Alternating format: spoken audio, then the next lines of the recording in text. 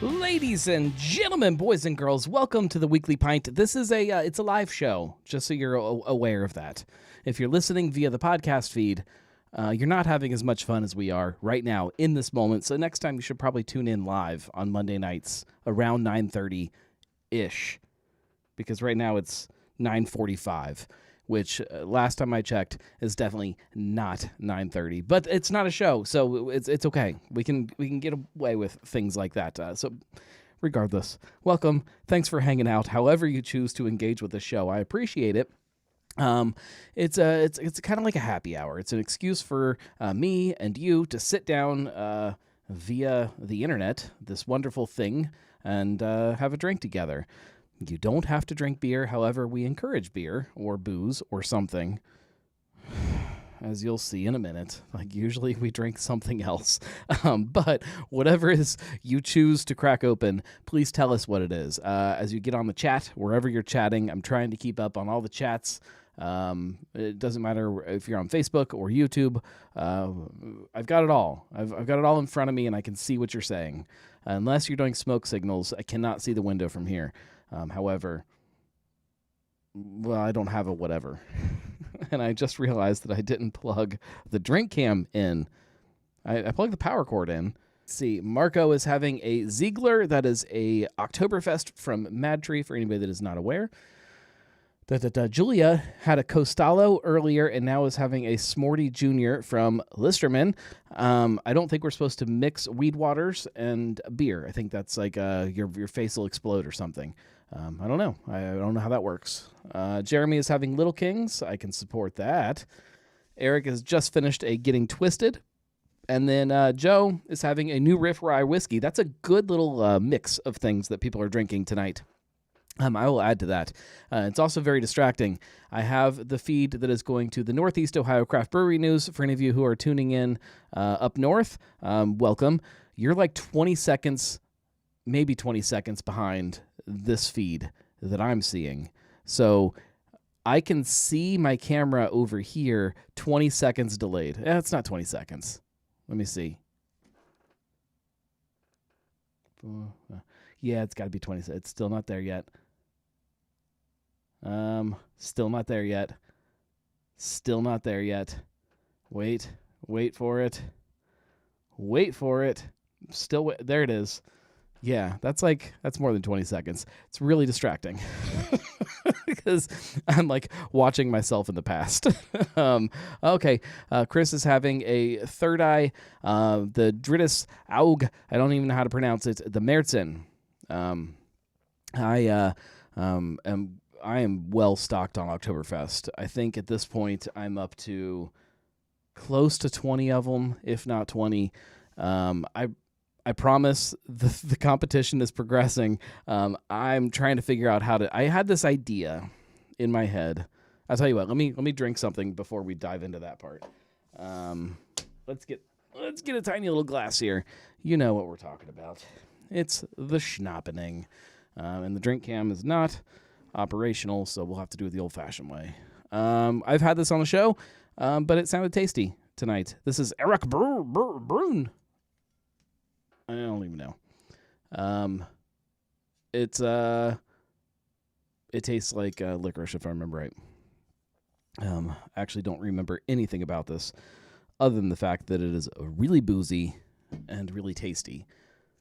Chris says that Third Eye has two of them. Yes, they have a mixed six-pack of both of their Oktoberfests. I'm going to try to not pour too much of this because that's probably too much. It's fine.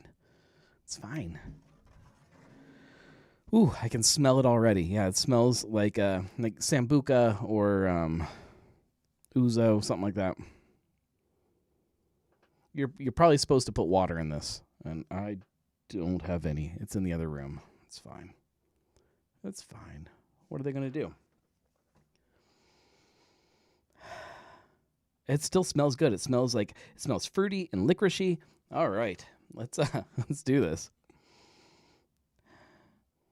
So, Oktoberfest Quest, as I'm drinking this tasty schnappening.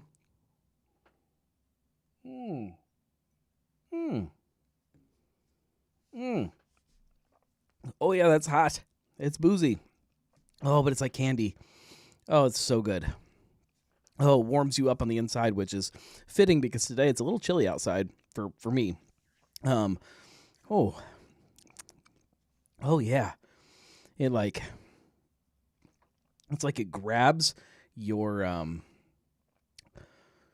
don't know, your esophagus, grabs it just like this, and it squeezes it, and then it catches it on fire.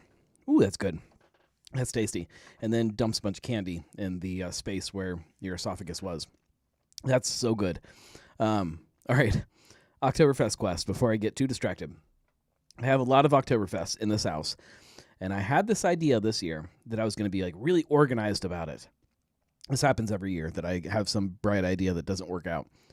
It's going to be really organized. I was going to roll through them, get them all in stock, and then really kick through round one, just one after the other. And they were going to be all short videos in like a playlist, and just like every day there would be like 2 of them until round 1 was done, and then immediately jump into round 2 and just kick through those. And it was a great idea until, again, there were like, so far there's been 2 breweries that I thought I was going to be able to get a hold of their Oktoberfest, went there and couldn't get a hold of their Oktoberfest yet for various reasons. And it messed up the entire scheduling and everything. So I don't know. I'm gonna wing it again. Everything will be done by the first week. Second week? Is that the first week or the second? First full week of October. I promise it'll be ready to go. I still don't have the finals booked. I guess that's an email I need to send tomorrow. That needs to happen. It's kind of amazing that it always ends up a little chaotic. Also, why is my internet fighting me right now? Let's see. Oh, Lord. I thought we had all of our internet issues fixed. That looks fixed to me. Maybe it was just the beginning or something. Oh, no. Okay. Why is it always something? Yeah, I keep thinking that one of these years I will figure out the proper way to do Oktoberfest Quest, and then be it logistics on my end or logistics on someone else's end, it just never ends up the way you think it's going to. With that being said, I do want to mention, for all of you who have donated money to Oktoberfest Quest, I appreciate you. You have made it very, very much less painful this year. So thank you very much for those of you who have donated. All right, let's I want to drink a beer. Full disclosure, I bought a beer tonight. I had to go to the grocery store right before the show. That's pretty much why the show was late. Well, among other things, which I don't know if I'll get into this week or not, but I bought beer at like 9 p.m. and then I dumped it in a cooler full of ice water, trying to get it chilled in time to drink it on this show. It's right there. It's not a bucket of mystery, but it is a bucket of ice water. Just getting nice and cold. So I'm kind of delaying opening that beer so that it's nice and cold. I have a couple big things I want to talk about tonight, though. We can, as I'm drinking my schnapps, I guess we can jump into the first one. That would make sense. Let's do that. This is a story that I don't know how many people actually care about it. I think it's interesting kind of for perspective on the state of the industry and trying to understand the state of the industry. But it's about Mark Anthony brands. For anybody that doesn't know Mark Anthony brands, this is White Claw. They also own things like Cayman Jack. That's one of their brands. What else? What are their other brands? Mike's Hard Lemonade. Or as far as As far as brands that are doing well for them, not Mike's Hard Lemonade, Mike's Harder Lemonade. It's like Mike's Hard Lemonade, just harder. That in itself is a good picture of the state of the industry. Um, it's not funny, but they are, in theory, shutting down one of their facilities. They have 3 facilities right now. There's one in... Actually, I have to look this up to remember. There's one in Columbia, South Carolina. That's their biggest. Then there's one in Glendale, Arizona. And then there's one, their smallest one, in Hillside, New Jersey, I believe is the name of Hillside. Yeah, Hillside, New Jersey. That is the one that they are, in theory, shutting down. Now, they have not said that they are shutting it down. However, they had to file paperwork saying that they are going to lay off, 140 people, something like that, out of a facility that only employs 170 people. So either they have now hired a fleet of robots to make Mike's Harder Lemonade. Is that how you're supposed to say it? Mike's Harder. Either they've hired robots to do the work, or some people are losing their jobs. It's not really that surprising, considering that volumes have declined a little bit for them, and they're probably freaking out a little bit. Also, it's their smallest facility, so it doesn't make sense. Before, what was it, like 2020, I think, was when seltzer really started kind of exploding for them, and they started creating their own network of breweries. Before that, they were contracting, and life was good. And then when people wanted so much, all of a sudden it made sense for them to have their own facilities. Nobody understands what people want anymore, so evidently people don't want Cayman Jack, or Cayman Jacked, if you remember that short video that I put out. That stuff was not good. I would drink this 9 times out of 10 over Cayman Jacked or Mike's Harder Lemonade. I've never had Mike's Harder Lemonade. I guess I can't say that. Chris says that he had a blood orange Mike's Harder this weekend. How was it, Chris? Was it worth the effort, or should I just have stuck with Eric Brune or just White Claw? I never liked White Claw. I know that it kind of won the race between White Claw and Truly. I thought Truly tastes better. I think vodka seltzer tastes better than all of it, which is kind of what drinkers are agreeing with right now.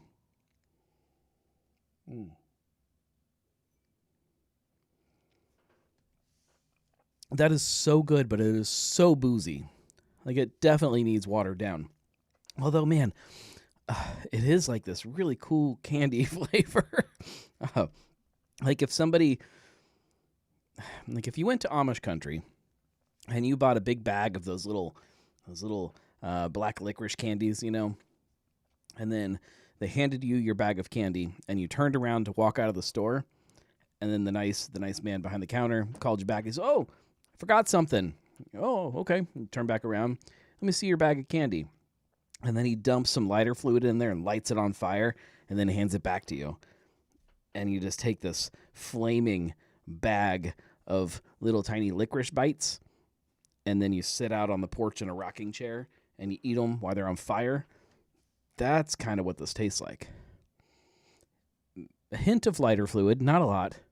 Most of that's burnt off, but it's still on fire. It's still hot. But candy. It's good. If that doesn't make you want to drink something, I don't know what will. Chris says that it was better than the Mountain Dew hard stuff. That isn't hard, though. I've only tried the Mountain Dew once, and I'm pretty sure I made a video about that, or maybe that was on one of these episodes or something. I thought it was good. I mean, not good. Good is a relative term. I thought it tasted like Mountain Dew, which I think is the point of it. Northeast Ohio Craft Brewery News is jumping on, says, late getting on, just got done with a fantasy football draft. Yeah, Yeah, there might be some good football news happening this week. We'll maybe talk about that a little bit if we have time. But welcome.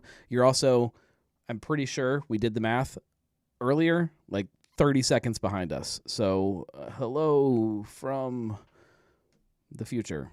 I don't know why. I think it's my internet. My internet was really weird at the beginning, so I think it made you later than you're supposed to be. I don't know how that works. I don't know math. Chris says, I did my first drain pour in a long time after opening, and then 3 sips of a live wire. I did see when I was at the grocery store, I saw 4 packs of that live wire. I think that's the stuff I'm thinking of. Is that like the thing that looks like an energy drink, but it's not an energy drink, it's a booze? Let me look that up. Or is that just Mountain Dew? Live wire. What am I thinking of that's this booze stuff? All right, live wire, when I Google it, just pulls up motorcycles. That's not That's not helpful. What is the stuff I'm thinking of? No, is live wire just a Mountain Dew? I don't even know. What's the stuff I'm thinking of? Somebody help me out here. It looks like an energy drink. Chris says that is Mountain Dew. Yeah, that's like the orange Mountain Dew, live wire. What is the drink I'm thinking of? It looks straight up like an energy drink. It comes in like a plastic bottle. What is that stuff? I saw it at the store, and it was like $4.99 for a 4-pack, and I almost bought it to throw in the bucket, and then I decided against it because it would have been 4 things of the same drink, and that's not fun because it's probably going to be gross. Somebody's got to know what I'm talking about. It's like Lightning Face. It's not Four Loko. It's like a shock drink. Oh, jeez. Come on, Julia, Queen of Screens. You can figure this out. It's like Energy Man. It's like super alcohol. I don't know. I don't know what it is. It looks like what is the Prime? It looks like a bottle of Prime, but it's booze. She's furiously Googling, she says. I hope somebody is yelling at their phone or their car radio, or wherever you listen to this or watch it right now, that knows the answer. I'm going to finish this Eric Brune, and then I'm going to open a beer.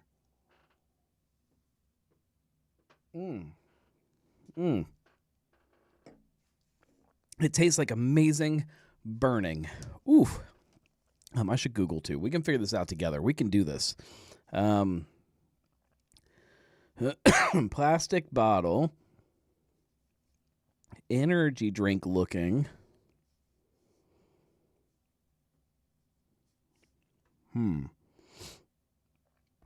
Oh, goodness. Light Strike. Chris figured it out.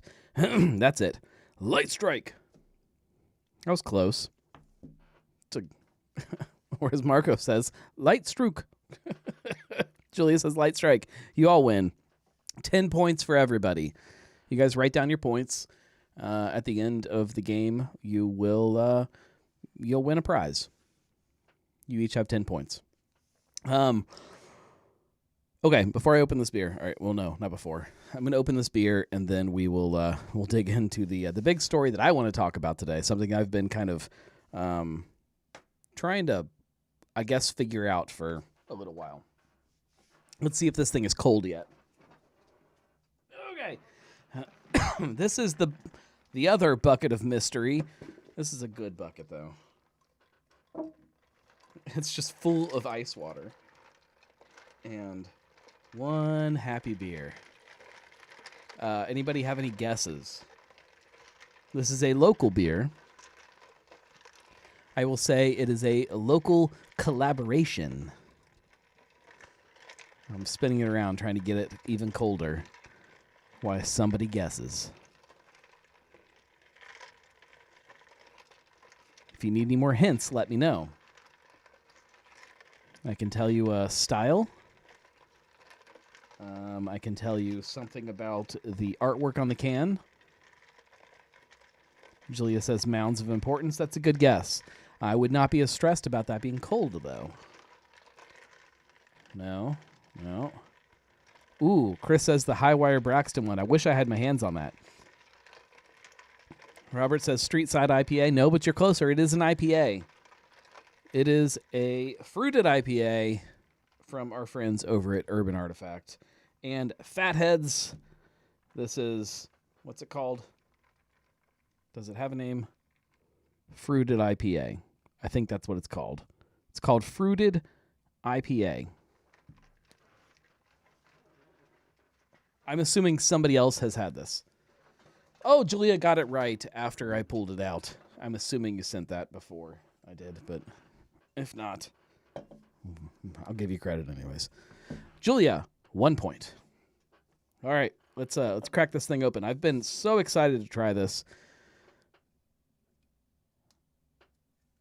Brittany is guessing well after I pulled it out of the bucket. Evidently, everything is like just behind. All right, hopefully this is cold now because I did my best. It's hazy. Okay. It looks like orange juice. Okay. That's fine. Look, I'm not judging yet, and I can't smell it yet. Artwork is fantastic, as always. Wish the drink cam was active, but it is not because I'm an idiot. But the artwork's great. It says, Urban Artifact, Fatheads Brewery, Fruited IPA, with passion fruit, mango, guava fruits, and 2B, like the number 2, letter B, 2B. I think that's some kind of a hop, and strata hops. I'm assuming 2B is some kind of, I don't know, some kind of experimental something or other. Julia says she still has 3 cans in the fridge, and she likes it. Okay. She also notoriously has terrible taste, so this is probably bad. All right, I'm going to get my nose in here. I can already smell it. It's danky. It's not like just from here. It's not tropical. It smells danky. All right, let me see. Yeah. Oh, yeah. Yeah, like big danky hops. Like I don't get a lot of fruit just in what I'm smelling. Ooh, all right. We're going to taste it. Let's see. Oh,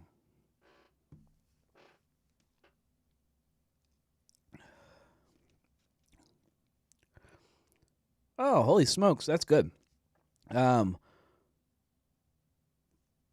Okay. That is not at all what I anticipated. That's a good fruited IPA. That sounds mean. That's not what I meant, guys. This is a great IPA. I was anticipating that the fruit would be so over the top. Like it's one thing for Urban to collaborate and make a non-sour beer, which of course we got to start with.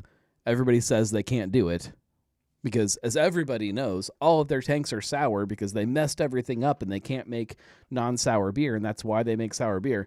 That's a myth, by the way. They clearly can make non-sour beer.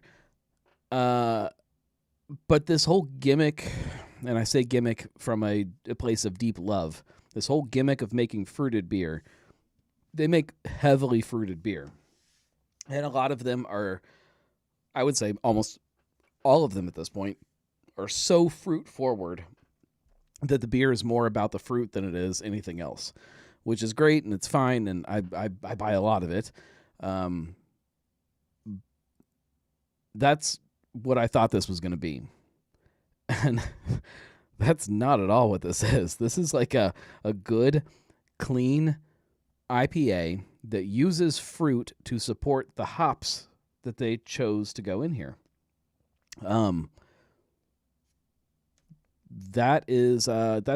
one of the more fun IPAs that I've had in a long time because of that. I had expectations of what I was going to be drinking, and it surprised me. Like, it's fun when a beer surprises you.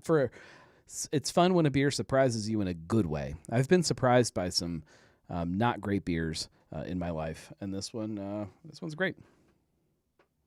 I hope some of that made sense. Yeah, it smells so like super danky, and looks like orange juice. I'm expecting I'm expecting orange juice, danky orange juice. Is that a thing? Mm.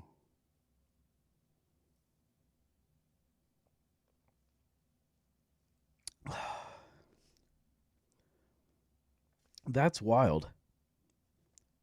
Not wild. That's not a wild beer. That is wild in its perception to its actual presentation to my experience. Um, that's great. That is a great beer. Hats off to both Urban and Fatheads for putting that one out. Um, I wish we could see more things like this from Urban to kind of to stretch their wings into other realms when it's possible for them and to make it still make sense. Julia says that she thinks danky orange juice is a Costalo flavor. Maybe. All right, let's jump into the next topic before I drink too much of this IPA. What's the ABV on this? Yeah, 7%. I'm gonna start getting distracted really easily here. All right. I think it's this button here. Big-Osas. This is what I am. This is what I am dubbing this Big Ash La Rosa's thing that is supposedly happening. We talked about this. I don't know when it was. I probably should have looked that up. I could probably click a couple things here and figure it out in my notes, but that's just way too much work at this point. The news was put out, I believe, I'm going to say May or June. Does that sound reasonable to everybody? I think it was around that time. Big Ash put out a post on social media, and it said, "Great news, everybody. Later this year, we will be closing our kitchen, and La Rosa's will be taking over our food program." And at the time, everybody was a little confused by it. Some people, there were like 4 people that were really excited about La Rosa's in the tap room, and then everybody else was like, La Rosa's, really? What are you doing? Myself included. I think I was maybe a little tough on them for bringing in La Rosa's, which I think is probably my least favorite thing that Cincinnati is known for. Well, that's not true. My least favorite food that Cincinnati is known for. I think La Rosa. Well, okay. I'm not a La Rosa's fan. I think it's fine, and I think my kids probably like it. I think because it's not really pizza. But I'm gonna go down I'm gonna go on a tangent. I'm gonna rage against La Rosa's, and that's not the point of this. It's fine. La Rosa's is fine. If you love La Rosa's, that's fine, and I respect you for it. You can like whatever you like. There's better pizza, but the news that they were taking over the kitchen, I think, was strange for a lot of people, myself included. And I've been trying to figure out kind of what's going on with all of that, and why that's happening, and what that means for the future, and what the tap room is going to look like, and what the food is going to look like, what the service is going to look like, how that works for La Rosa's and for the tap room. Look, La Rosa's is like you sit down at a table. I had a long conversation with somebody. I don't know if he wants his name mentioned, but I had a long conversation the other day with somebody about this. Not a long conversation. We had a conversation. And he brought up a good point that when you go to La Rosa's, you sit down at the table and a server brings you your pizza. When you need another drink, the server brings you it's a very service-oriented business. And say what you want about La Rosa's, and I will say what I want about La Rosa's, that it sucks. They do that well, and that is it's a family place. You go there, you bring your family, you sit down at the table, you laugh, you form memories. It's like this. It's a very very family-centric place. Julia says, I mentioned it in episode 265 from June 9th. There we go. It started me going down this rabbit hole of trying to understand what was going on. In the meantime, somebody on Reddit, shout out to the cesspool that is Reddit, somebody posted that Warped Wing was for sale in Mason. And I don't know if I responded or not. I probably should have. But I think somebody else did, or multiple people probably did, that Warped Wing is not for sale, that the building that Warped Wing is in is for sale.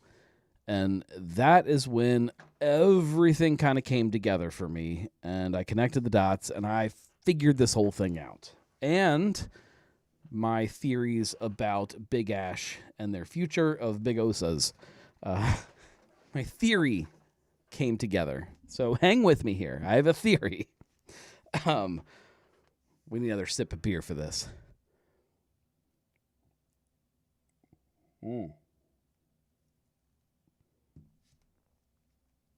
God, that's good. Oh, it's so good. Okay. My theory is this. So in the same way that Warped Wing is not for sale, the building that houses Warped Wing is for sale. And it's been for sale. It's whatever. Warped Wing's not going anywhere. They have a long-term agreement, a lease agreement to be in that space. So whoever buys the building inherits that lease agreement, and they're going to love that, and it's going to be great. Big Ash has a very similar problem. Their building was for sale. I believe, and if I'm putting everything together correctly, their building was for sale, and again, I'm making some assumptions, and I'm connecting things that I believe, that I think, some of them that I know, and then some of them from this conversation that I had with a named person. I believe that the the purchaser of the building, the space, the walls that house Big Ash, the purchaser is the person that owns the Roses up the street. I believe that they intend on moving La Roses from up the street to the building that now houses Big Ash. What that doesn't answer is what the future looks like to the space. I think, I believe, I have a theory that, and this is 100% me just throwing spaghetti at the wall and envisioning what Big-Osas could become, which is this is what I'm calling it. I think at some point, like I don't want to say that Big Ash goes away, but I could see, and let's put it this way. Maybe everything works fine with a brewery and La Rosa's coexisting in the same building, and it works fine. And this pour your own beer concept, which I don't think I've been shy about saying that I think it's stupid. I don't want somebody else to, or I don't want to pour my own beer. I want somebody else to pour my beer for me. Chris says it took me way too long to get the Big-Osas. Yeah, I'm working. I'm working on the idea. I think that maybe I'm going to word it as in some other location. Some kind of La Rosa's owner sees this and they say, okay, like this is working okay, where we've got a brewery and this really incredible pour your own beer wall and La Rosa's coexisting. What if we just kind of remove the brewery concept from it completely and we put a La Rosa's and a pour your own beer concept in the same building? What if we try this? People like to pour their own beer. It's fun. They like to pour their own beer and get their own pizza from a window. We could do this with La Rosa's. I envision at some point this will appear. I'm going to say somewhere this concept will connect, and there will not be a brewery. There will be a La Rosa's and a pour your own beer concept that live in the same building. if you guys kind of catch where I'm going with all of this. I think it's a terrible idea. I think it's bad for La Rosa's, as bad as you can do for La Rosa's. The pizza sucks, but as bad as you can do for that, I think it's bad. I think it's bad for the consumer. Okay. Let's go down that rabbit hole for a minute. Pour your own beer. Look, Big Ash is fine. I've had great beers at Big Ash. They do have great beers. I'm not going to say every beer they make has been a home run for me, but they've got good beer. I hate when and this has happened. This scenario has happened to me. I have walked into Big Ash. I have walked right to the register, just held my card out. The person has taken it, scanned it, handed me my little Big Ash card. I've turned around. I've walked over to this pour your own beer tap wall monstrosity. I have scanned it, poured myself a beer. I have sat at the window. I have drank said beer watching the sunset, it's a great place to watch the sunset if you've never tried that. I have gotten up, scanned it, got myself another beer, drank my beer, watched the sun continue to set, nodded my head and said, you know what? This is a great place to watch the sunset. Then I've gotten up. I've gone to the register. I have cashed out. I have tipped somebody for something. I don't know what. I don't know what I was tipping for. I guess somebody carries the dirty glasses over to the dishwasher. Maybe that. I don't know. And then I have left and gone home and not talked to a single person. And I don't know. I don't know why we want that. Maybe this, Chris says I tip myself 75%.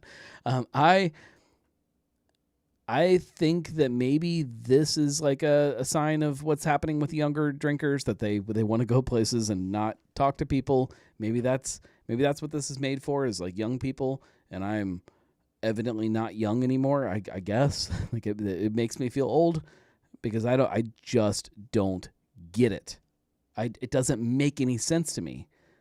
Like there's even like a little bar over there, and they have like booze and stuff. And sometimes there's a bartender, and if you sit at the bar, even if you're not drinking booze, you can talk to somebody. But like other than that, like there's just nobody to talk to. Everybody's like in their own little pods of people, and they just like if they, I don't get it. I go out to drink with other people. If I want to sit and pour my own beer and sit and drink by myself, I'm just going to do it right here in my basement. It doesn't make any sense. It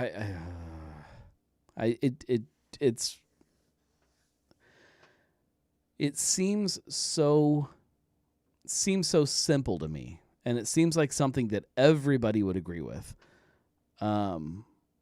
Steve says, you're so right. Talking to the bartender, the people around you are why this community exists. Yes. It seems so simple to me, but like the amount of people that I've talked to that are like, oh yeah, I love going to those places. I love pour your own beer. You can drink as little or as much as you want, and it's really fun. Look, I get that side. I get the idea of like, if I want to drink 4 ounces of something, I can just pour myself a little 4 ounces, and nobody's going to judge me for drinking 4 ounces or tell me, oh, sorry, we don't do 4 ounce tasters here. You gotta drink 8 ounces. There's none of that, and I appreciate that side of it. But come on, like, what are we giving up for the freedom to drink 3.5 ounces if that's what you want? Like, it's missing the point. Guess what? You can go home. And you can get a can of something. You can go to your favorite beer store and get a single, and for probably the same price or cheaper than what you would pay for those couple ounces at a pour your own beer place. You can get yourself a can of something. And here's an idea: You don't have to drink the whole thing if you don't want to. You can sit at your own, you can build yourself your own little bar in the basement. It's not that expensive. You can sit at your own bar and you can pour yourself 3.5 ounces if you want. And you can pour the rest down the drain if you want. It's okay. Nobody's going to judge you. Nobody's going to say anything, because just like that pour your own bar, there's nobody else here to tell you anything. There's nobody to talk to and nobody to judge you. I hate it. I hate this about where we're going as a drinking culture. I hate it. I despise the idea of disconnecting with each other. That's very anti-beer, very anti-drinking. I don't like it. That's that. With that being said, I respect you, Big Ash, and I wish you the best. And I enjoy sometimes going there and having a beer, especially if I've got a large group of people that I'm going with or something. Like, that's fine. We can work it out. But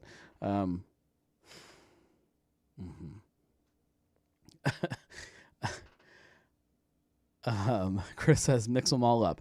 All right, now we're getting into something fun. So yeah, you can run the suicide, hit them all, hit everything down the line, mix all the beers. That's fun. Steve says someone sees efficiency as a business by removing labor dollars, but kills the business by removing the heart of what they actually do. Yeah, like, I'm not going to say there's no heart in a place like Big Ash, because there is. There's people there that believe in what they're doing. But when I go there, I don't feel that heart. Like, I assume it exists. It's just been separated by like 9 different walls that are put in between me and the person that made my beer. Maybe that's it. There's walls that have been put in place between me and those people. I don't like that. I want to experience something with somebody else. I think that's part of why I love this Monday show with you guys. I've been wanting to try this beer. This is the first time that I'm trying it, and being able to try it with you is way more like, I could, like, if this was like a Monday, like 10 years ago, and this show doesn't exist, the blog barely exists, all of that stuff, I could sit at my bar, I could sit down here, I could put something on TV, put some music on or whatever. I could sit down here, I could crack this beer open, I could pour it in my glass, and I could drink it, and I would love it just as much. I would be like, oh my God, this beer is so great. And I'd turn to the person next to me, and it would be like a gnome, like just a ceramic gnome, just standing there with his rake. Just no connection. I would much rather sit here on a Monday night and drink with you rather than than this guy. Like, this guy's great. Travelocity gnome. He's great. He looks very happy. Got his hands in his pockets. Like, man, whatever you want to do, me and you, we're on a journey together. He doesn't care. But there's no connection here. It's like cold, dead eyes just staring. He's actually looking kind of up, too. He's never really looking at me. I have to, like, turn him like this. Oh, and then that's scary, because then he's got his little hat's, like, pointed at you. Like this, he's kind of, I don't know if you can see that. He's kind of looking up. And you got to, like, turn him like this. And now all of a sudden, let me see if I can get him angled right. Now all of a sudden, he's looking at you. But he's also pointing at you. It's like he's ready to just spear you right in the heart. Yeah. It's much more fun to drink with people than gnomes. Let's see. Sorry, I got a little distracted there, guys.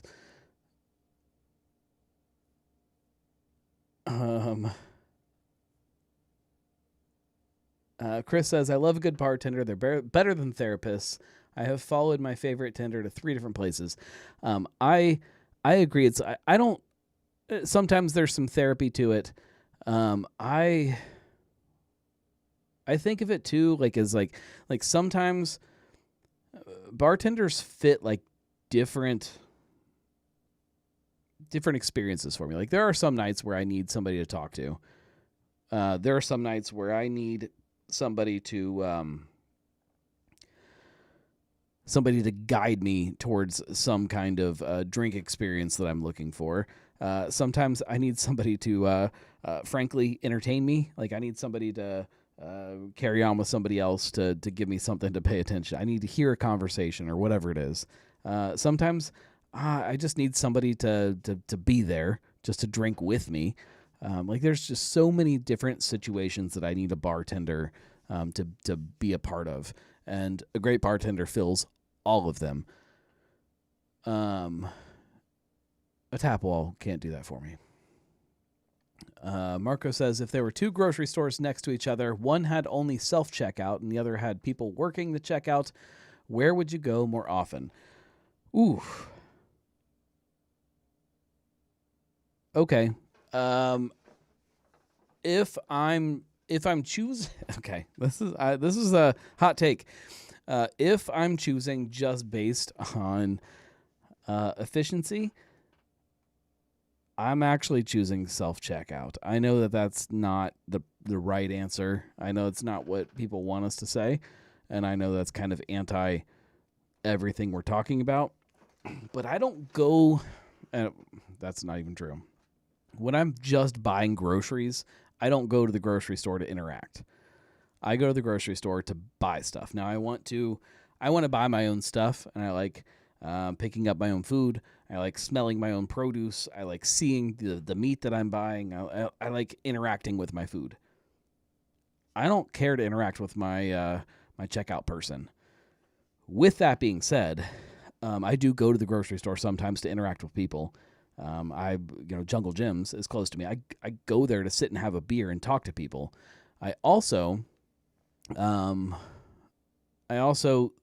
think that sometimes I will go to the grocery store that does not have self-checkouts just because culturally and personally, I'm kind of against this idea of us getting rid of people that do certain jobs because there's an easier way to do it, if that makes any sense.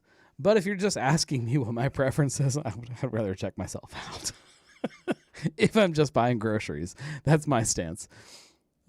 Julia says, now if they ordered pour your own or the option to have a bartender, more like a server, come to your table to get your drinks for you, cool.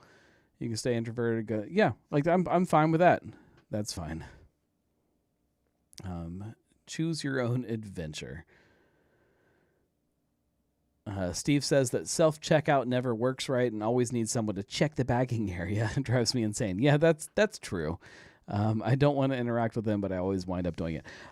So most of the time, if I'm going grocery shopping, if I have a choice and I'm making my own decisions, which is a very rare thing in my life, it feels like sometimes, if I'm making the decision, I'm going to Jungle Jim's. That's where I do all of my grocery shopping, all of my buying. That beer buying gets split up between a couple places, but groceries, I still go to Jungle Jim's. I love it. It's close. I like the shopping experience.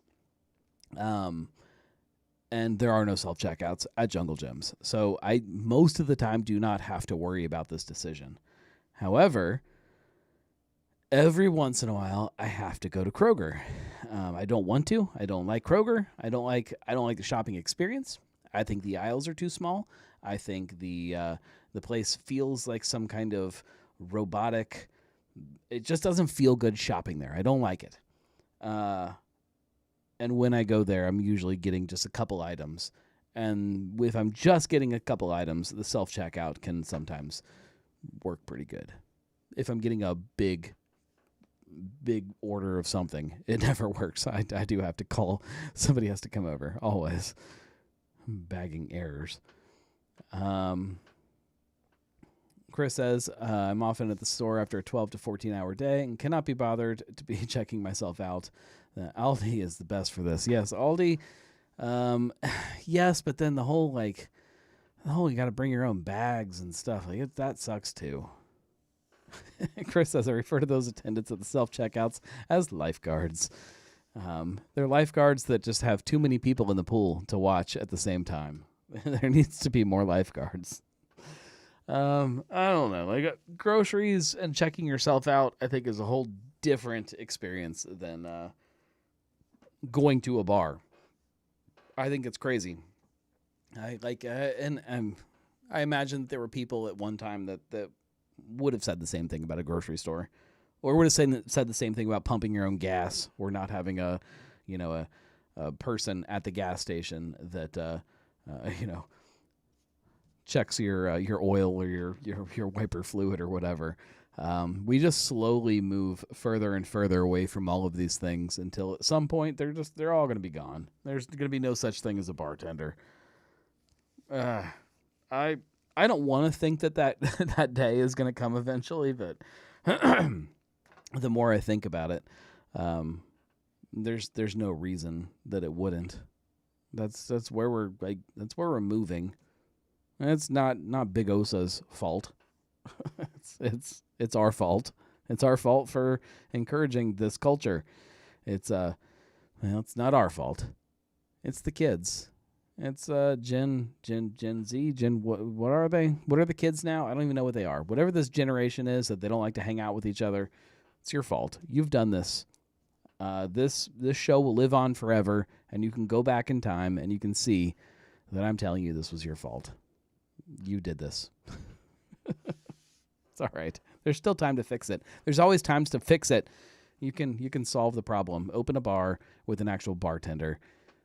Go out in your robot world and your self-driving cars and open a bar where there's actually a person behind the bar that recommends a drink to you, serves it to you, and then afterwards talks to you about your day. It's a crazy concept to you in the future, but you can do it.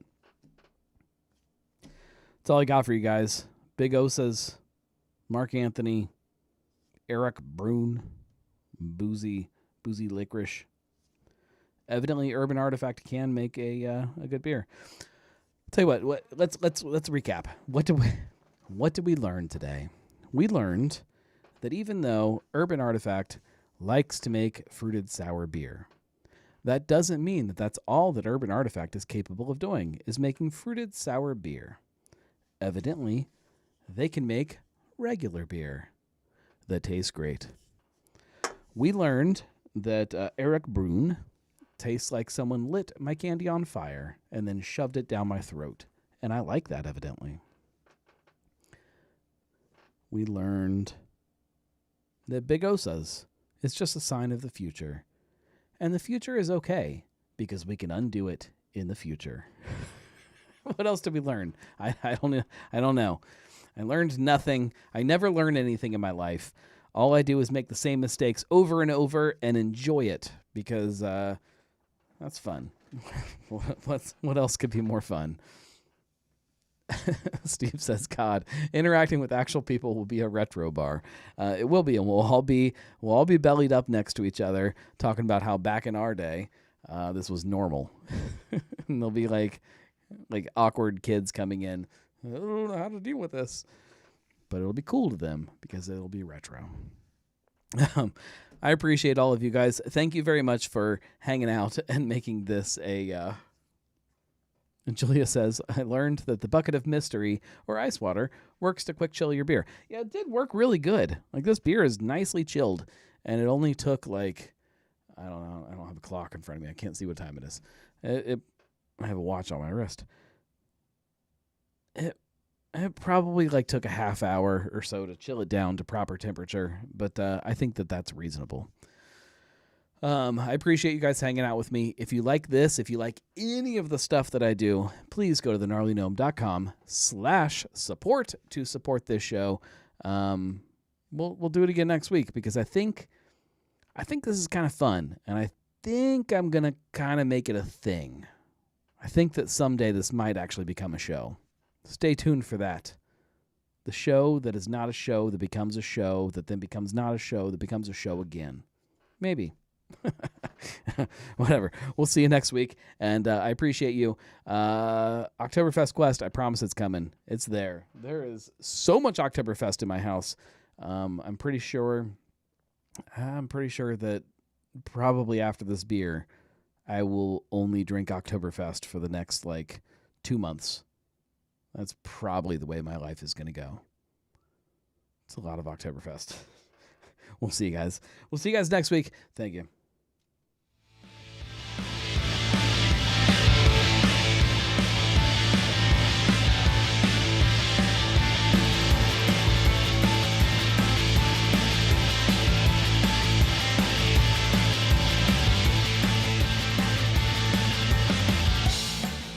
I did also fix the outro music. I just haven't put the outro music into the recorder so that I can hit a button. I'm going to do that after the show, too. I'm going to fix that right now. Better outro music next week. Cheers, everybody.